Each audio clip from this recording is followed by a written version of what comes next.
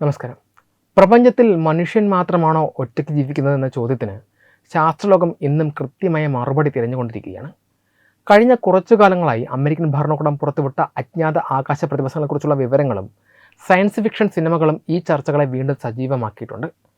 ലോകമെമ്പാടുമുള്ള വലിയൊരു വിഭാഗം ജനങ്ങളും വിശ്വസിക്കുന്നത് അന്യഗ്രഹ ജീവികൾ ഭൂമിയിൽ വന്നിട്ടുണ്ടാകാം എന്നാണ്. എന്നാൽ പ്രപഞ്ചത്തിൻ്റെ വലിപ്പവും പ്രകൃതി നിയമങ്ങളും പരിശോധിക്കുമ്പോൾ അവർ ഭൂമിയിൽ സന്ദർശിക്കാനുള്ള സാധ്യതകൾ വളരെ കുറവാണെന്ന് ശാസ്ത്രം വ്യക്തമാക്കുന്നു. ഇതിന് പിന്നിലെ പ്രധാന പ്രതിബന്ധങ്ങളെ ശാസ്ത്രീയമായ കാഴ്ചപ്പാടിലൂടെ വിശകലനം ചെയ്യേണ്ടതുണ്ട്. അന്യഗ്രഹ യാത്രകൾ അസാധ്യമാക്കുന്ന ഒന്നാമത്തെയും പ്രധാനപ്പെട്ടയും കാരണം പ്രപഞ്ചത്തിൻ്റെ അതിവിശാലതയാണ്. മനുഷ്യൻ്റെ ഭാവനകൾക്കും അപ്പുറത്താണ് നക്ഷത്രങ്ങൾ തമ്മിലുള്ള അകലം. നമ്മുടെ സൂര്യനോട് ഏറ്റവും അടുത്ത് കിടക്കുന്ന നക്ഷത്രമായ പ്രോക്സിമ സെഞ്ചുറിയിലേക്ക് പോകാൻ 40 ട്രില്യൺ കിലോമീറ്റർ ദൂരമുണ്ട്. പ്രകാശത്തിൻ്റെ വേഗതയിൽ സഞ്ചരിച്ചാൽ പോലും അവിടെ എത്താൻ 4 വർഷത്തിലധികം സമയം വേണം. നിലവിലെ മനുഷ്യസാധ്യമായ ഏറ്റവും വേഗതയേറിയ ബഹിരാകാശ പേടകങ്ങൾ ഉപയോഗിച്ച് പ്രോക്സിമ സെഞ്ചുറിയിലേക്ക് യാത്ര ചെയ്താൽ 5000-ലധികം വർഷങ്ങളെടുക്കും. മനുഷ്യൻ്റെ ആയുസ് വെച്ച് നോക്കുമ്പോൾ മറ്റൊരു നക്ഷത്ര യുദ്ധത്തിലേക്ക് യാത്ര ചെയ്യുക എന്നത് നിലവിലെ സാങ്കേതിക വിദ്യയിൽ ചിന്തിക്കാൻ പോലും സാധിക്കാത്ത ഒന്നാണ്. പ്രകാശവേഗതയുടെ അടുത്ത വേഗതയിൽ സഞ്ചരിക്കുന്ന ശേഷിയുള്ള പേടകങ്ങൾ അന്യഗ്രഹ ജീവികൾക്ക് ഉണ്ടെന്ന് തന്നെ സങ്കല്പിച്ചാലും അവിടെ ആൽബർട്ട് ഐൻസ്റ്റൈൻ്റെ ആപേക്ഷികതാ സിദ്ധാന്തം വില്ലനായി വരും. അതിവേഗത്തിൽ സഞ്ചരിക്കുന്ന വസ്തുക്കളിൽ സമയം വളരെ പതുക്കെ ചലിക്കൂ എന്ന പ്രതിഭാസത്തെ സമയവ്യതിയാനം അഥവാ ടൈം ഡൈലേഷൻ എന്ന് വിളിക്കുന്നു. വളരെ വലിയ ദൂരം സഞ്ചരിച്ച് ഭൂമിയിലെത്തി തിരികെ സ്വന്തം ഗ്രഹത്തിലേക്ക് പോകുന്ന അന്യഗ്രഹ ജീവികൾക്ക് ഏതാനും വർഷങ്ങളുടെ യാത്രാനുഭവം മാത്രമേ ഉണ്ടാകൂ എങ്കിലും അവരുടെ സ്വന്തം ഗ്രഹത്തിൽ നൂറ്റാണ്ടുകൾ കഴിഞ്ഞു പോയിട്ടുണ്ടാകാം. ചുരുക്കത്തിൽ യാത്ര കഴിഞ്ഞ് സ്വന്തം നാട്ടിൽ തിരിച്ചെത്തുമ്പോൾ അവരുടെ പ്രിയപ്പെട്ടവരോ സംസ്കാരമോ അവിടെ അവശേഷിക്കണം എന്നില്ല.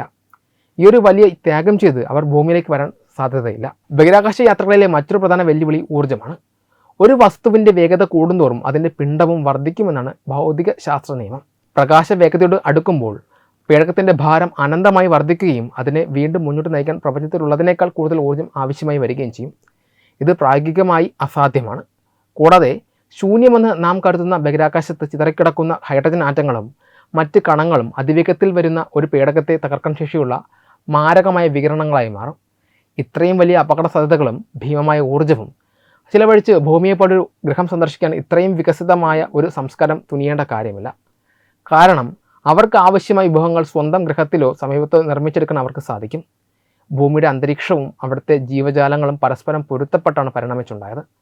കോടിക്കണക്കിന് വർഷങ്ങൾക്ക് മുൻപ് സയനോ ബാക്ടീരിയകൾ പുറത്തുവിട്ട ഓക്സിജൻ മൂലമാണ് ഭൂമിയിൽ മനുഷ്യൻ ഉൾപ്പെടെയുള്ള സങ്കീർണ ജീവികൾ ഉണ്ടായത്. ഓക്സിജൻ നമുക്ക് ജീവവായുവാണ് എങ്കിലും അത് ഉയർന്ന തോതിൽ രാസപ്രവർത്തനം നടത്തുന്ന ഒന്നായതിനാൽ മറ്റ് ഗ്രഹങ്ങളിൽ നിന്നുള്ള ജീവികൾക്ക് അത് അത്യന്തം മാരകവും വിഷലിപ്തവുമായിരിക്കാം. ഭൂമിയിൽ വരുന്ന അന്യഗ്രഹ ജീവികൾ പ്രത്യേക സ്പേസ് സ്യൂട്ടുകൾ ഇല്ലാതെ ഇവിടെ നടക്കുന്നു എന്ന തരത്തിലുള്ള പ്രചാരണങ്ങൾ അതുകൊണ്ട് തന്നെ ശാസ്ത്രീയമായി നിലനിൽക്കുന്നതല്ല. ഓരോ ഗ്രഹത്തിലും ജീവൻ്റെ ഘടന അവിടുത്തെ അന്തരീക്ഷത്തിന് അനുയോജ്യമായ രീതിയിൽ മാത്രമേ നിലനിൽക്കുകയുള്ളൂ. അന്യഗ്രഹ ജീവികൾ ഭൂമിയിൽ വന്നിട്ടില്ല എന്നത് അവർ പ്രപഞ്ചത്തിൽ എവിടെയും ഇല്ല എന്നതിന് തെളിവല്ല. ശാസ്ത്രജ്ഞർ ഇന്നും പ്രപഞ്ചത്തിൻ്റെ വിവിധ കോണുകളിൽ ജീവൻ്റെ സാന്നിധ്യം തിരയുന്നുണ്ട്. 10,000-കണക്കിന് നക്ഷത്ര യുദ്ധങ്ങളും അതിലൊക്കെ ഭൂമിയെപ്പോലെയുള്ള ജീവൻ നിലനിൽക്കാനുള്ള സാധ്യതയുള്ള ഗ്രഹങ്ങളും ഉണ്ടെന്നാണ് അനുമാനിക്കുന്നത്. നമ്മുടെ സൗരയൂഥത്തിലെ ചൊവ്വാഗ്രഹത്തിലും വ്യാഴത്തിൻ്റെ ഉപഗ്രഹമായ യൂറോപ്പയിലും ശനിയുടെ ഉപഗ്രഹങ്ങളായ എൻസാലാഡസ്, ടൈറ്റൻ എന്നിവിടങ്ങളിലും സൂക്ഷ്മജീവികളുടെ സാന്നിധ്യമുണ്ടോ എന്ന് കണ്ടെത്താൻ ശക്തമായ ഗവേഷണങ്ങൾ നടക്കുന്നുണ്ട്. ഭൂമിക്ക് പുറത്ത് മറ്റൊരിടത്ത് കൂടി ജീവൻ്റെ സാന്നിധ്യം കണ്ടെത്തിയാൽ അത് പ്രപഞ്ചത്തിൽ ജീവൻ എന്നത് ഒരു സാധാരണ പ്രതിഭാസമാണെന്ന് തെളിയിക്കും. ദൂരദിക്കുകളിൽ നിന്നുള്ള റേഡിയോ തരംഗങ്ങൾ നിരീക്ഷിച്ചുകൊണ്ട് അന്യഗ്രഹ ബുദ്ധിശക്തിയെ കണ്ടെത്താനുള്ള സെറ്റി പോലുള്ള പദ്ധതികൾ ഇന്നും സജീവമായി പ്രപഞ്ചത്തിലേക്ക് കണ്ണം നട്ടിരിക്കുകയാണ്.